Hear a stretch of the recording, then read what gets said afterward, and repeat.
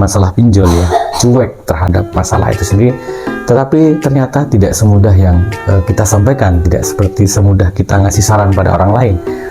Dia juga butuh support, dia butuh perlindungan dari keluarganya. Kalian mulai sekarang jangan biasakan dulu masuk pada wifi publik.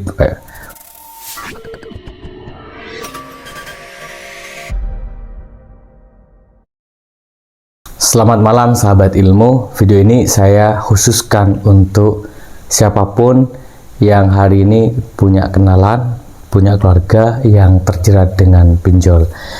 Jadi saya ingin mengisahkan sebuah cerita fakta ya, di mana ada seorang korban pinjol ilegal yang kemudian sampai hari ini dia masih panik, resah, dan ancamannya dia masukkan kepada pikiran dan hatinya. Dan setelah saya coba memberikan edukasi, akhirnya dia mulai tenang. Tetapi beberapa hari kemudian dia mencoba menelpon saya, memaksa untuk saya mengangkatnya, dan dia menangis. Kenapa? Karena tidak ada support dari keluarganya itu sendiri. Jadi dia sudah berusaha untuk terbuka. Setelah tersebar datanya, kemudian dia sampaikan bahwa saya tidak tahu apa-apa dengan kondisi pinjaman ini. Saya hanya mencoba aja waktu memerlukan 1-2 uang untuk kebutuhan sehari-hari. Dia tidak tahu ini ilegal atau legal, hanya dia klik dan uang tiba-tiba masuk.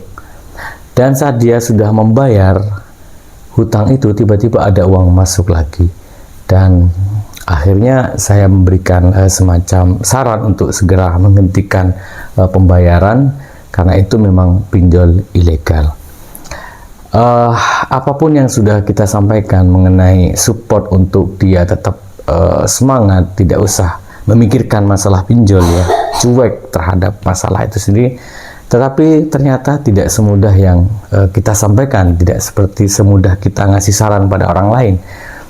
Dia juga butuh support, dia butuh perlindungan dari keluarganya itu sendiri.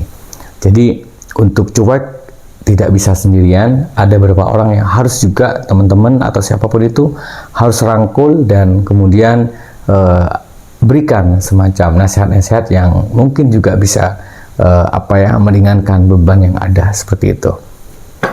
Nah, pinjol ilegal memang sesuatu masalah yang cukup serius hari ini, dan mungkin bagi kita yang tahu, ngerti, ya dianggap itu rezeki kayak gitu kan.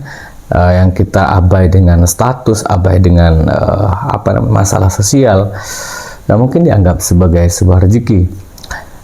Kita tahu bahwa data akhir di 2018 sampai 2023 kalau nggak salah ada 4.000 aplikasi pinjol yang berhasil dibuang atau dibukukan oleh Satgas. Dan di akhir tahun ini kalau nggak salah ada sekitar 500 atau 700 aplikasi, tapi saya tidak tahu betul angkanya. Yang jelas ada ribuan aplikasi pinjol ilegal yang kemudian teroperasi oleh orang-orang asing itu sendiri.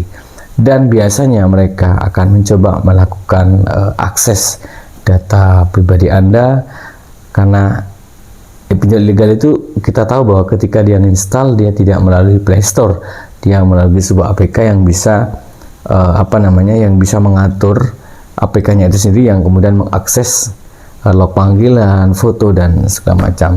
Sehingga ketika seorang gagal bayar di pinjol ilegal, nakut-nakutinnya adalah dengan cara kamu ini namanya, kamu istrinya ini ya, kamu kerjanya di sini ya, kamu ini fotonya, mau nggak kamu sebar. Nah, saat seperti itu menjadi kepanikan itu sendiri.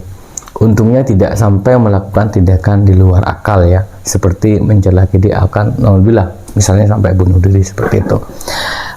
Pinjol ilegal ini saya kira pemerintah juga harus segera lebih serius untuk melakukan penekanan, dan harus ada tindakan hukum yang tegas seperti yang sudah dilakukan di Cina ya.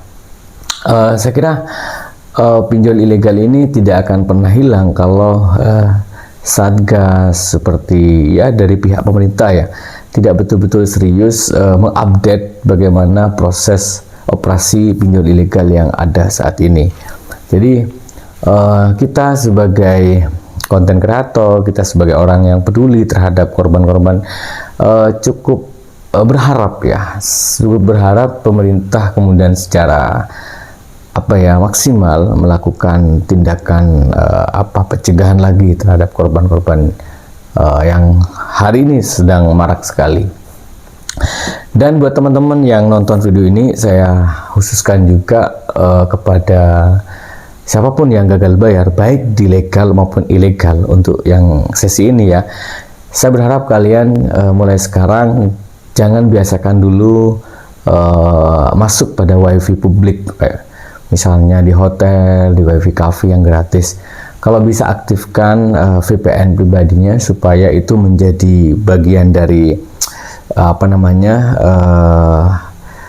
istilahnya filter awal seperti itu ya. Karena kan kalau kita aktifkan VPN itu dengan menggunakan VPN pribadi, itu kan setidaknya itu menyiasati, tidak bisa diakses historis kita, cache kita dan segala macam.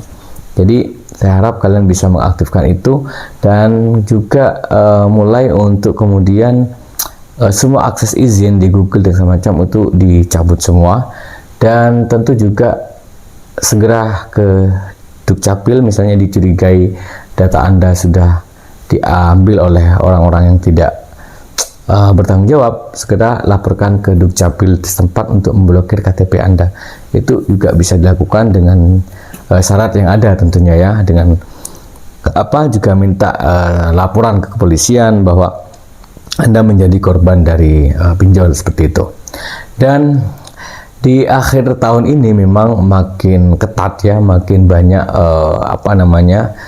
DC yang direkrut kemudian untuk menekan kalian supaya mungkin ya pinjol-pinjol ini peer-to-peer lending ini tidak jelek lah performanya, sehingga mereka kemudian seolah-olah sekarang lagi marak. Mereka nelpon ratusan kali, SMS, email dan segala macam. Tetapi apapun itu teman-teman, kalau kalian tahu bahwa di dalam fintech itu atau di dalam pinjol itu, seperti yang sudah sering saya jelaskan, bahwa modal utama Anda adalah keberanian Anda, modal utama Anda seberapa cuek Anda, dan modal utama Anda untuk keluar dari situasi ini adalah seberapa kuat Anda bisa merencanakan keuangan yang lebih baik lagi. Semoga video ini bermanfaat, dan saya berharap pada teman-teman siapapun yang mendengar video ini support keluarganya, jadikan korban pinjol ini bukan suatu yang aib ya. Jadi supaya tidak malu, karena banyak sekali yang karena nggak paham akhirnya terjebak, dan dari 1 juta, 2 juta hingga ratusan juta. Dan buat kalian yang masih ingin tergabung dengan grup kami, silahkan langsung masuk di grup, dan tentu kami filter seperti itu ya. Terima kasih. Assalamualaikum warahmatullahi wabarakatuh. Jangan lupa doakan kerjamu dan kerjakan